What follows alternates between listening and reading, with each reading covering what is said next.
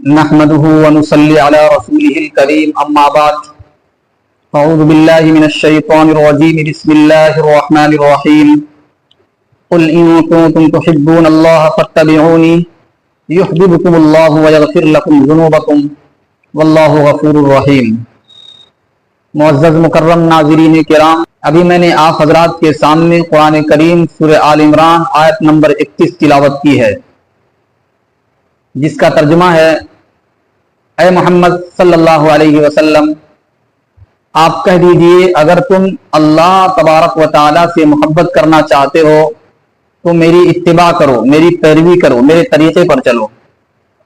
اللہ تبارک و تعالیٰ تم سے محبت کرے گا اور تمہارے گناہوں کو معاف کر دے گا۔ بے شک اللہ معاف کرنے والا، رحم کرنے والا ہے۔ میرے دوستو، اللہ تبارک و تعالیٰ نے اس آیت کے ذریعے سے ہمیں یہ پیغام دیا ہے، ہمیں یہ میسیج دیا ہے کہ اگر ہمیں اللہ سے محبت کا دعویٰ ہے تو اللہ تبارک و تعالیٰ نے یہ فرمایا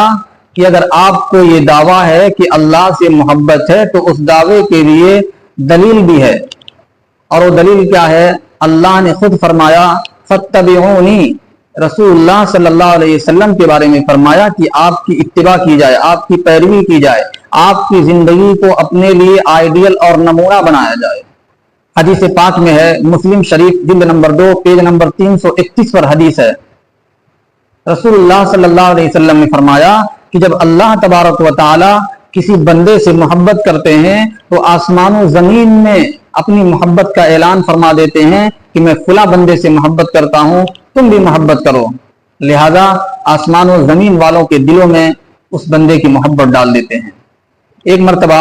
رسول اللہ صلی اللہ علیہ وسلم نے ارشاد فرمایا کہ جو شخص اللہ اور اس کے رسول سے محبت کرتا ہے اور وہ یہ چاہتا ہے کہ اللہ اور اس کے رسول بھی اس سے محبت کریں تو اسے 3 کام کرنے ضروری ہوں گے۔ واقعہ یہ پیش آیا کہ ایک مرتبہ رسول اللہ صلی اللہ علیہ وسلم وضو فرمانے لگے، پانی پر ٹوٹ پڑے، یعنی وضو کرتے وقت جو پانی بدن سے ٹپکتا ہے، ہاتھ سے اور منہ سے، چہرے سے،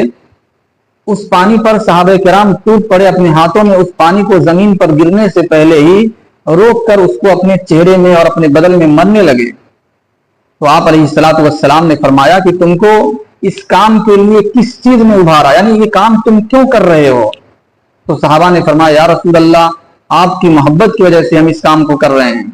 تو رسول اللہ صلی اللہ علیہ وسلم نے فرمایا کہ اگر تم میں سے کوئی شخص یہ چاہتا ہے کہ اللہ اور اس کے رسول تم سے محبت کریں تو تم کو 3 کام کرنے ضروری ہوں گے۔ نمبر 1، آپ نے فرمایا کہ جب بھی بولو ہمیشہ سچ بولا کرو، جھوٹ اپنی زبان سے کبھی نکلنے نہ دو۔ نمبر 2، جب تمہارے پاس کسی کی امانت ہو، کسی کا حق ہو تو اس کو ادا کر دو، اس کو دینے میں ٹال مٹول مت کرو۔ کسی کو آپ نے قرض لیا ہے تو اس کو اس کے وقت پر دے دو۔ نمبر 3، آپ نے فرمایا کہ اپنے پڑوسیوں کے ساتھ ہمدردی اور حسن سلوک کا معاملہ کرو۔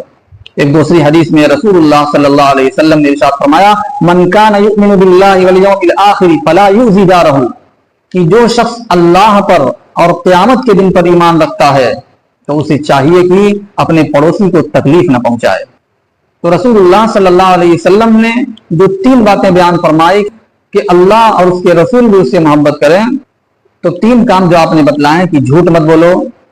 پڑوسیوں کے ساتھ ہمدردی کا معاملہ کرو، حسن سلوک کا معاملہ کرو، اور اگر تمہارے پاس کسی کا حق ہو، امانت ہو تو اس کو ادا کرنے میں ٹال مٹول مت کرو۔ میرے دوستو، حدیث پاک میں ہے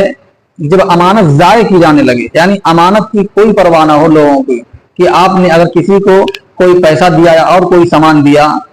کہ ہم 10 دن بعد آپ سے واپس لے لیں گے، 10 دن بعد آپ اس کے وہاں گئے اور کہا کہ آپ میرا سامان مجھے دے دیجئے، سامنے والے نے کہا کہ بھائی میں نہیں جانتا ہوں تمہارا سامان کہاں ہے،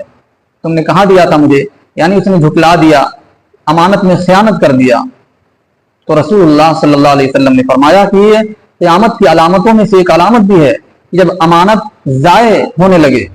اور